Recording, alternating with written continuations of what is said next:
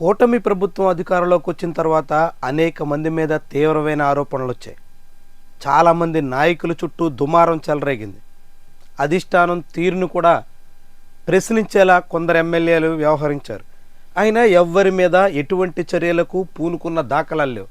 కొందరిని హెచ్చరించి వదిలేశారు, కొందరిని క్రమశిక్షణా సంఘం ముందు పిలిచి మాట్లాడి పంపించారు. కానీ తొలిసారిగా కూటమి ప్రభుత్వం అధికారంలోకి వచ్చిన తర్వాత చంద్రబాబు ఒకరి మీద చర్యలకు పూనుకుంటున్నట్టు కనిపిస్తుంది. అడ్వకేట్ జనరల్గా పనిచేస్తున్న దమ్మాలపాటి శ్రీనివాస్ని త్వరలోనే సాగనంపబోతున్నారు అనే ప్రచారం ఊపందుకుంది. దమ్మాలపాటి శ్రీనివాస్ ప్లేస్లో నారా లోకేష్కి సన్నిహితుడైన సీనియర్ అడ్వకేట్కి ఛాన్స్ ఇవ్వబోతున్నారు అనే మాట వినిపిస్తోంది. దీంతో ఈ వ్యవహారం ఆసక్తికర చర్చకి ఆస్కారం ఇస్తోంది. దమ్మాలపాటి శ్రీనివాస్ చాలా కాలంగా తెలుగుదేశం పార్టీ లీగల్ సెల్లో క్రియాశీలకంగా పనిచేశారు. చంద్రబాబు అరెస్ట్ అయినప్పుడు, జైలు పాలైనప్పుడు ఆ కేసుల వ్యవహారాల్లోనూ చొరవగా ఆయన పాత్ర ఉంది.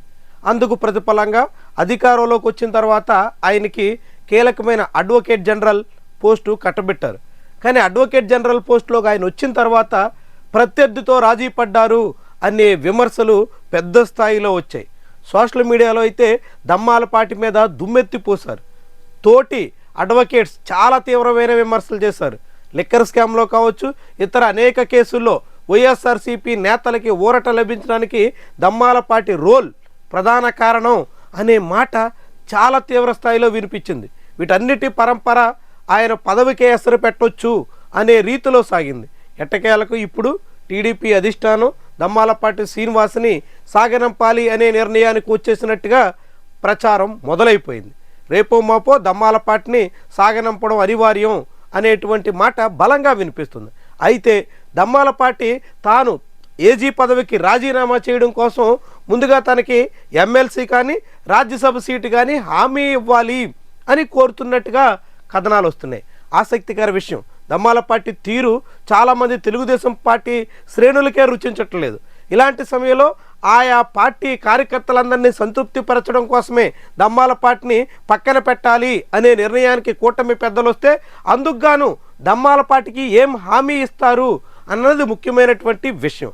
గతంలో కూడా చంద్రబాబు నాయుడు లీగల్ టీంలో చొరవగా పనిచేసిన అనేక మందికి ముఖ్యమైనటువంటి పాత్ర లభించింది. అందులో ఎన్వి రమణ లాంటి వాళ్ళు చీఫ్ జస్టిస్ స్థాయికి వెళ్లారు. దాంతోపాటు కనకమేడల రవీంద్ర కుమార్ వంటి వాళ్ళు రాజ్యసభకి వెళ్లారు. మరి ఇప్పుడు దమ్మాలపాటి శ్రీనివాస్ ఎలా వ్యవహరిస్తారు, ఆయనకి ఏం హామీ దక్కుతుంది అన్నది చాలా ముఖ్యమైనటువంటి విషయం. ఇప్పటికే దమ్మాలపాటి అనుచరులు ఖచ్చితంగా తనకి ఎమ్మెల్సీ అయినా ఇస్తారు అనే ధీమాతో సాగుతున్నారు. కానీ మరి చంద్రబాబు అందుకు సిద్ధపడిన నారా లోకేష్ అంగీకరిస్తారా అన్నది ప్రధాన ప్రశ్న. దమ్మాలపాటి శ్రీనివాస్ వైఖరితో నారా లోకేష్ తీవ్ర అసంతృప్తిగా ఉన్నారు అనే మాట వినిపిస్తోంది. నిజానికి దమ్మాలపాటి అపాయింట్మెంట్నే నారా లోకేష్ వ్యతిరేకించారు. కానీ చంద్రబాబు తనకు దమ్మాలపాటితో ఉన్న అనుబంధం రీత్యా అవకాశం ఇచ్చారు. దాన్ని దమ్మాలపాటి ఒమ్మి చేశారు అనే మాట వినిపిస్తోంది. దాంతో ఇప్పుడు నారా లోకేష్ మాట చెల్లుబాటు అయ్యే అవకాశం పుష్కలంగా ఉంది. అదే సమయంలో నారా లోకేష్ తన చాలా సన్నిహితుడైనటువంటి సీనియర్ అడ్వకేట్ మురళీధర్ రావుకి ఛాన్స్ ఇవ్వబోతున్నారు అనే ప్రచారం సాగుతోంది.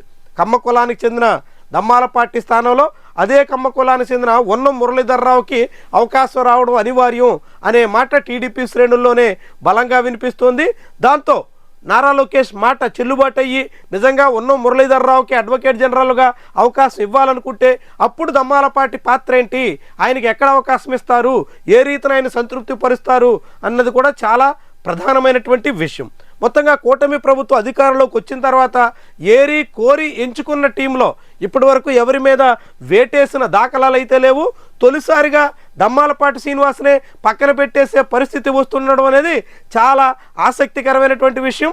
లీగల్ ఎక్స్పర్ట్గా టీడీపీ క్యాంప్లో చాలా ఏళ్ల పాటు క్రియాశీలకంగా పనిచేసిన దమ్మాలపాటిని ఇప్పుడు హఠాత్తుగా పంపించేస్తే ఆయన ఆ అవమానానికి ఎలా స్వీకరిస్తారు, అందుకు ప్రతిఫలంగా ఆయన ఆశిస్తున్నట్టుగా ఎలాంటి పోస్టు దక్కుతుంది, ఇవన్నీ కూడా ముఖ్యమైనటువంటి వ్యవహారాలు.